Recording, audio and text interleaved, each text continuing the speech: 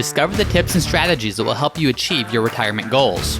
I'm your host, James Knoll, and this is the podcast dedicated to helping you retire well. It all starts right here on Ready for Retirement.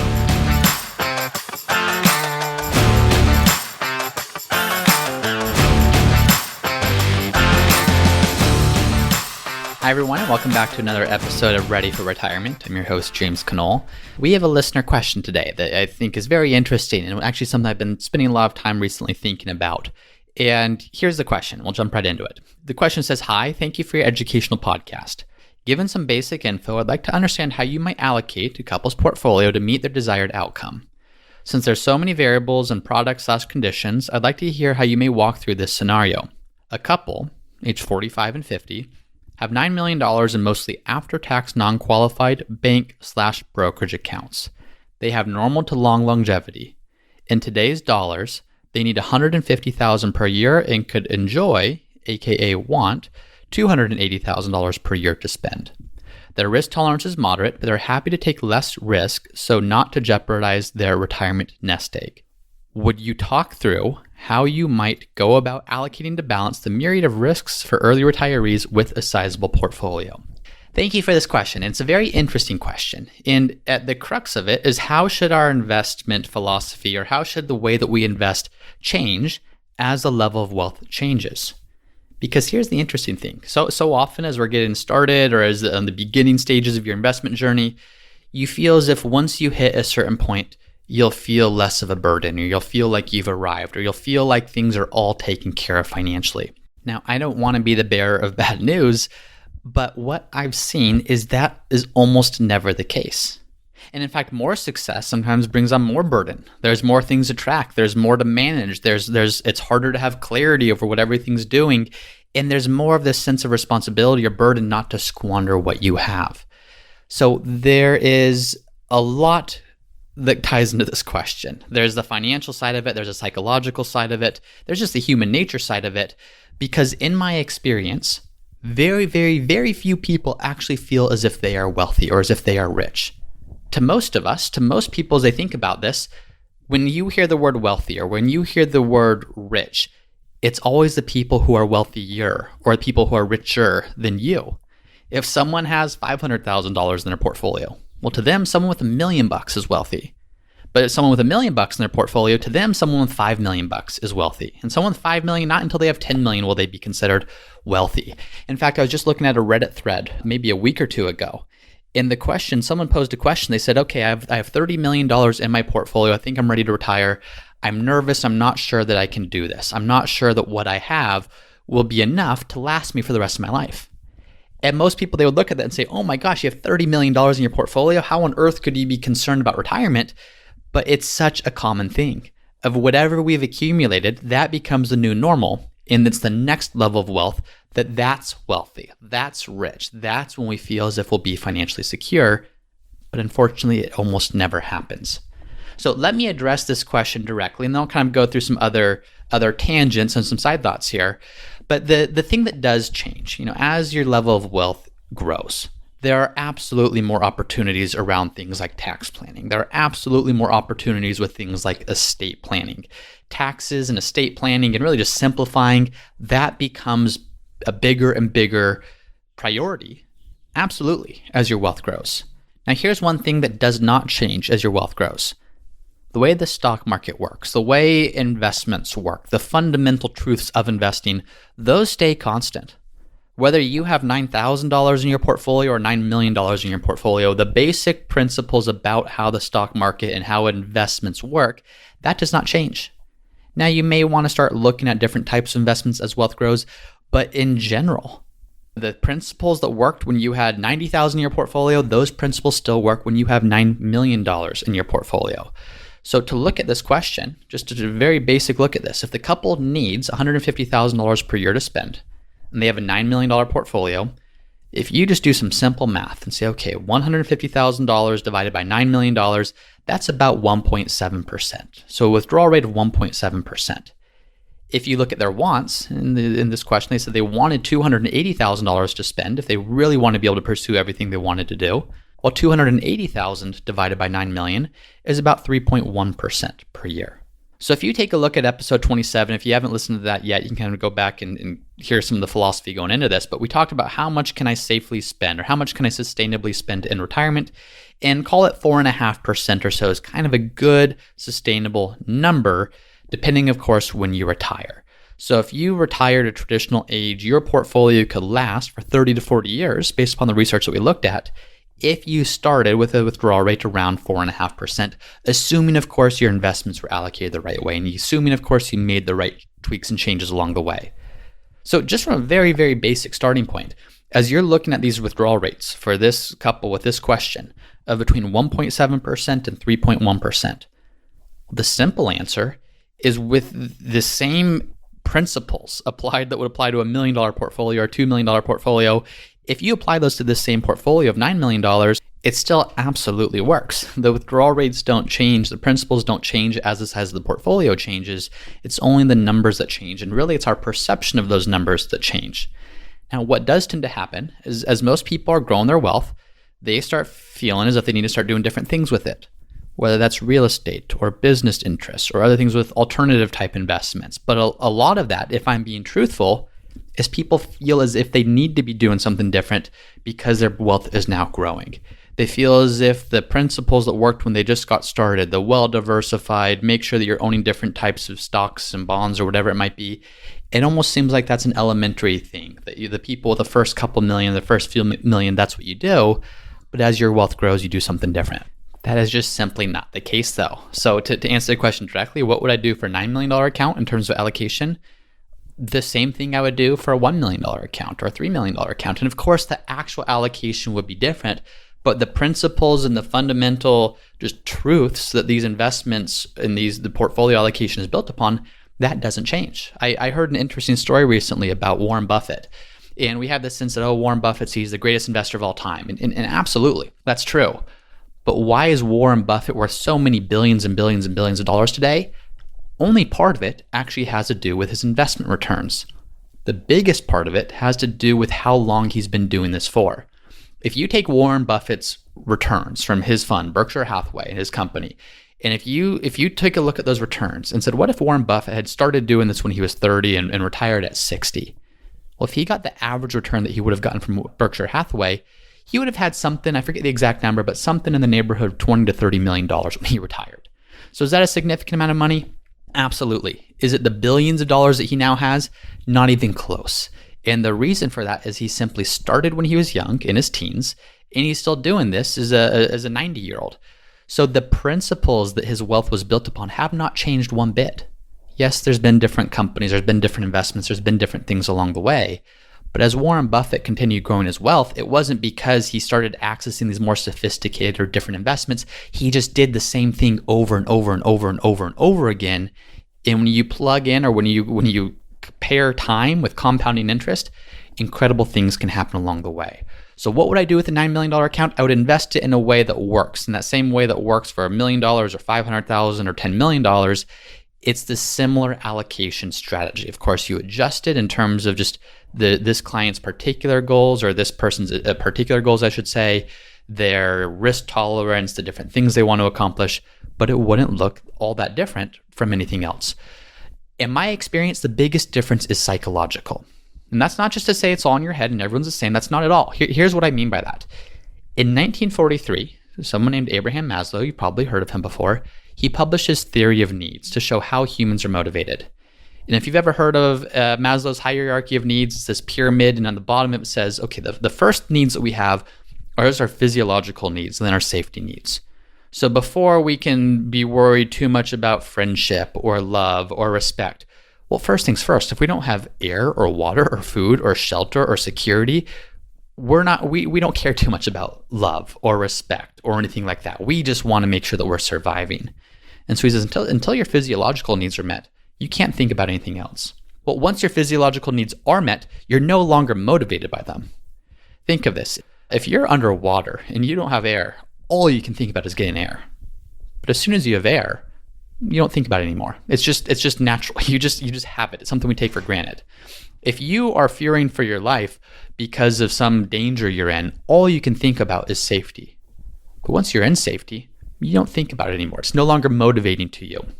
And this was the principle that his theory was based upon, is we have different layers of needs. It's physiological needs, then safety needs, then love and belonging, then esteem, then self-actualization at the very top. So why does that matter? That's something that's more psychological. What does that have to do with finances?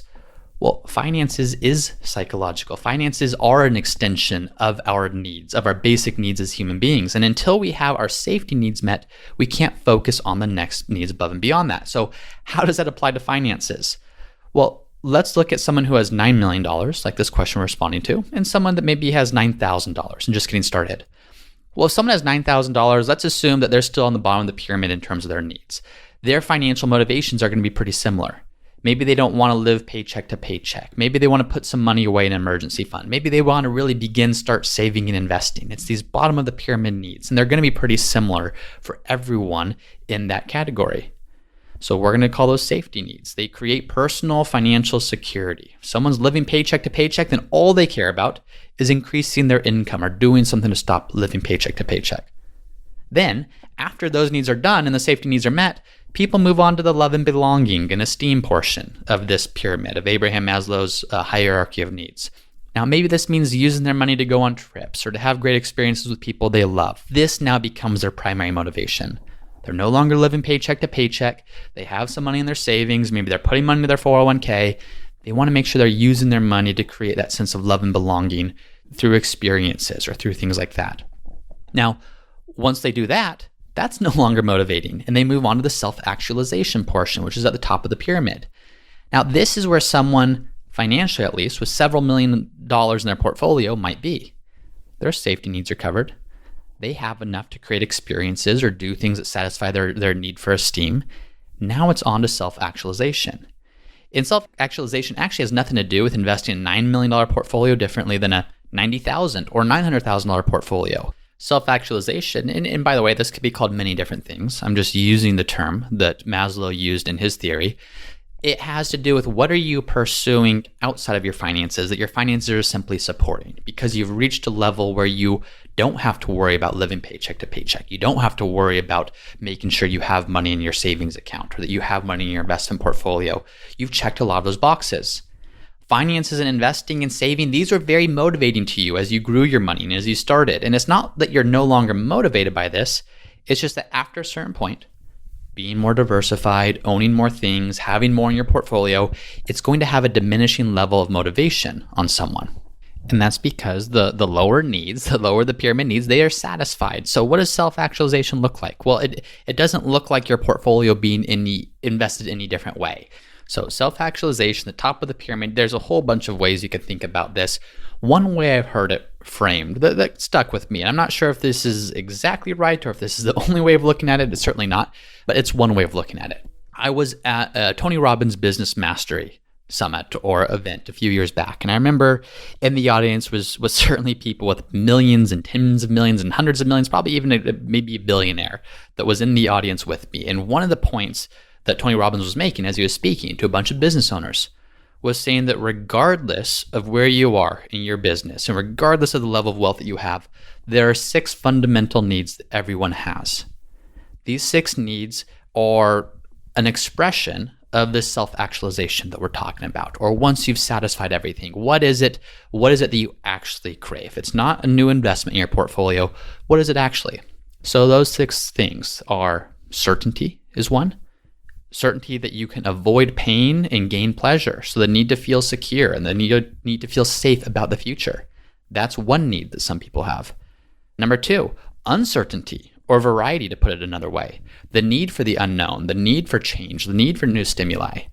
Number 3, significance, this feeling of you being unique, of being important, of being special, of being needed. 4 is connection and love. 5 is growth. And 6 is contribution. So if we can look at those, these aren't things that necessarily you do in your portfolio. These are things that your portfolio or your financial situation can allow you to pursue because your portfolio has allowed you to check off the boxes on the lower pyramid of having safety, of having some of your basic needs met. So certainty, maybe certainty to you, if that's an important thing, because these are needs. Not every person has all 6 of these needs. Some people maybe have one, maybe multiple. But as you think through this, let's just walk through it. Let's say that your need is certainty. Well, what would you do with a $9 million portfolio if your need was certainty? Well, maybe you invest it as conservatively as you can while not sacrificing growth on your portfolio, still knowing that your portfolio is going to last for the rest of your life. But for you, certainty is most important. So you don't want to go through the crazy ups and downs that a year like 2008 is going to bring on, or that the bear market is going to bring on. So how do you invest in a way that maximizes the ability to avoid pain and to make sure that you still have the pleasure of having the income needed from your portfolio? Uncertainty or variety is another need. So this is the need for the unknown or change or new stimuli. So maybe if this is one of your needs and this is how you feel that sense of self-actualization, well, maybe, and I'm just kind of throwing stuff out here, maybe you enjoy investing in some of those IPOs or some of those hot new stocks or some of those things. Maybe it's a type of cryptocurrency where it's new, it's unknown, it's different. And you want to do so in a way where your portfolio is absolutely positioned to support you for the rest of your life. But you have a piece of your portfolio that allows you to pursue this and to invest in things that are new and exciting and different for you. That could be how a $9 million portfolio, going back to this question, is accounted for if uncertainty and variety is one of your basic needs. Significance. This was another need that people have, a sense of feeling unique, important, special, or needed. That could look like a lot of different things. Is it buying a new sports car? Is it living in a certain place? Is it having this sense of you associate with different type of people, or you are able to do certain things with your money? How do you align your portfolio in a way that provides significance to you? And what does significance look like for you?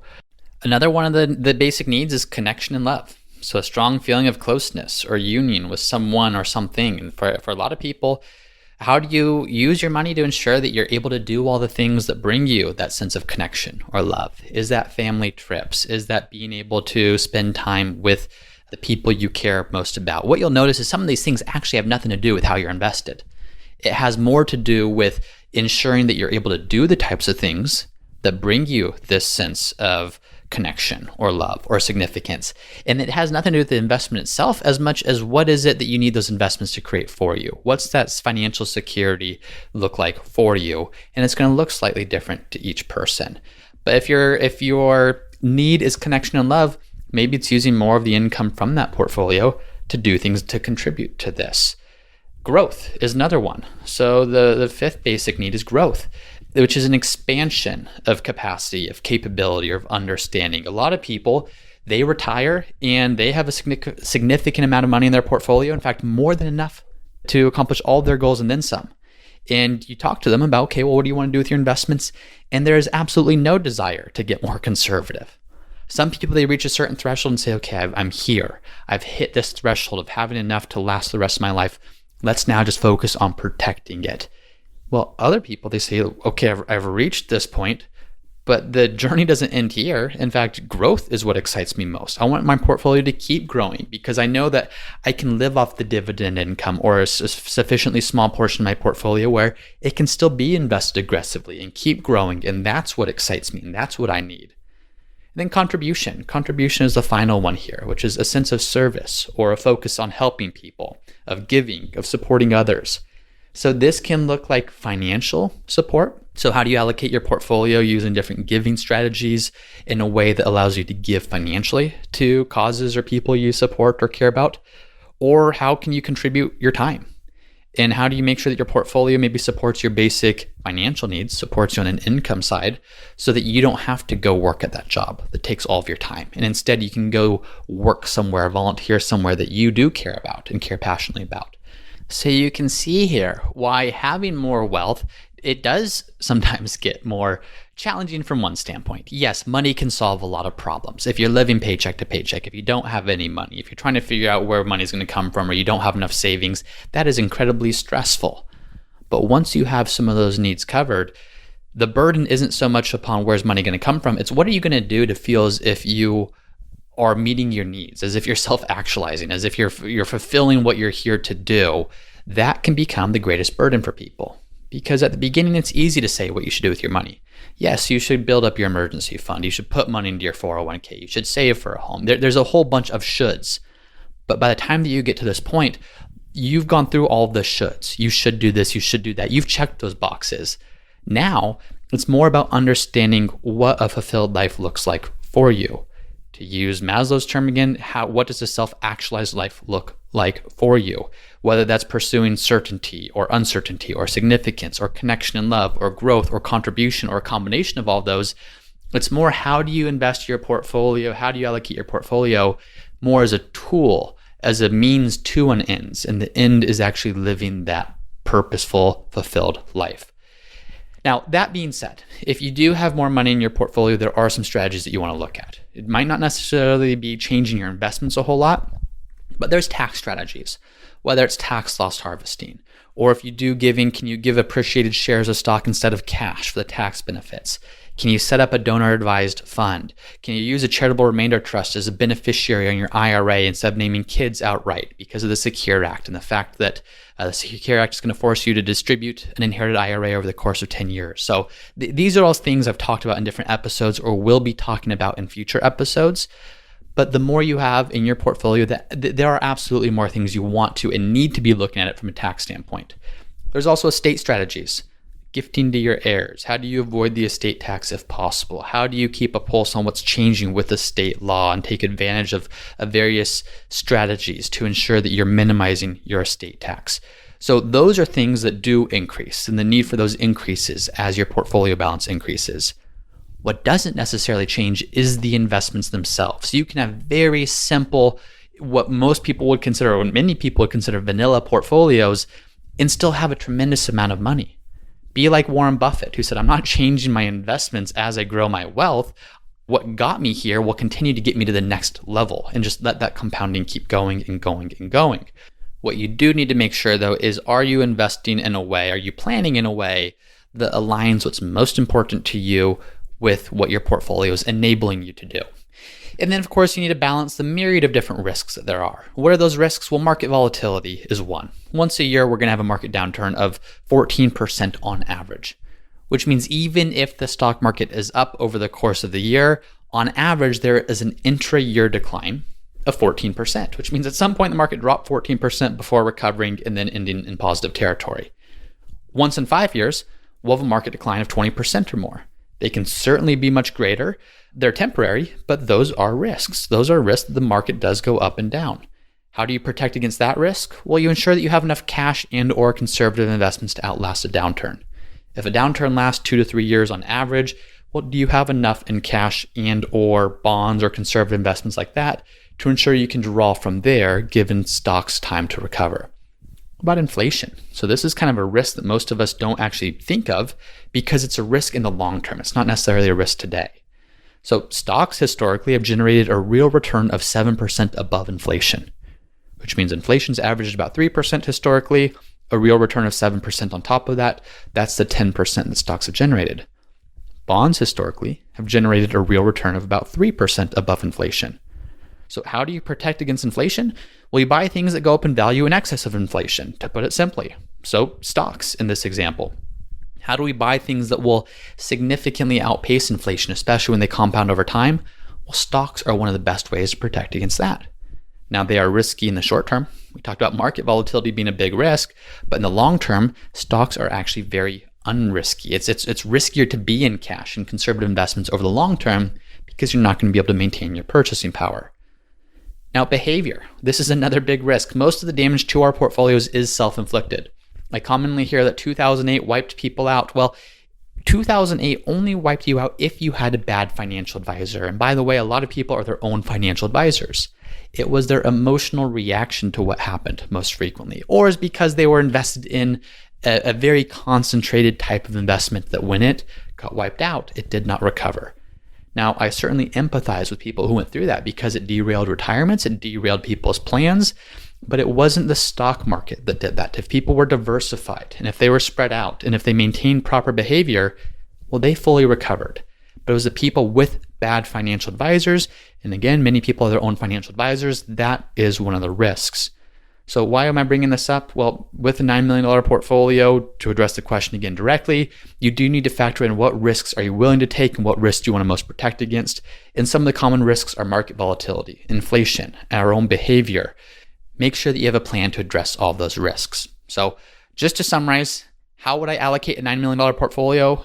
For a couple, well, I wouldn't start with the investments. I would start with the client. What is most important to them? What are your safety needs or your physiological needs or your esteem needs from a financial standpoint? Are all those met already? If so, great. What does self-actualization look like, to use Maslow's language? What is actually most important? What are your values, your goals? What is your vision for what you want the future to look like? Because to me, what I'll say a lot is the sign of a successful financial plan is a life well lived. The sign of a successful investment portfolio is a life well lived. The sign of a successful investment portfolio isn't owning certain stocks or owning certain funds or owning certain things that people feel as if are reserved for the top wealthy class. No, the sign of a successful financial plan and investment portfolio is a life well lived. Only after we understand what that looks like, what is that ideal life, then we can look at the investments. Then we can look at tax strategies. Then we can look at estate strategies. And that's what it looks like. So I know this episode is more on the psychological side. Some of this isn't just hard numbers, which seems odd. I'm a financial planner. This is all about numbers, but not really. We use numbers as a tool to help us accomplish what actually matters. We use dollars and portfolios and finances and everything that you have as a tool to accomplish what actually matters. So I hope that was helpful. That was just how I would think about this if someone was coming to me in this situation. If you have any questions about this, feel free to reach out. If you have a question that you would like for me to answer, you can do so by going to the Ready for Retirement website, which is readyforretirement.co, submitting a question, and I'd be happy to address it just like I did today. I hope that was helpful. Thank you everyone, as always, for listening, and I will see you next time. Thank you for listening to another episode of the Ready for Retirement podcast. If you're enjoying the show, please subscribe and let me know by leaving a 5-star review.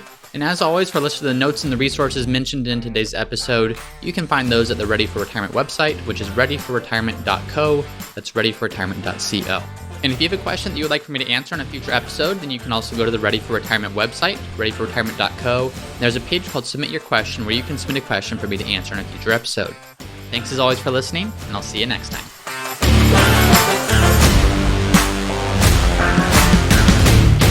Hey everyone, it's me again for the disclaimer.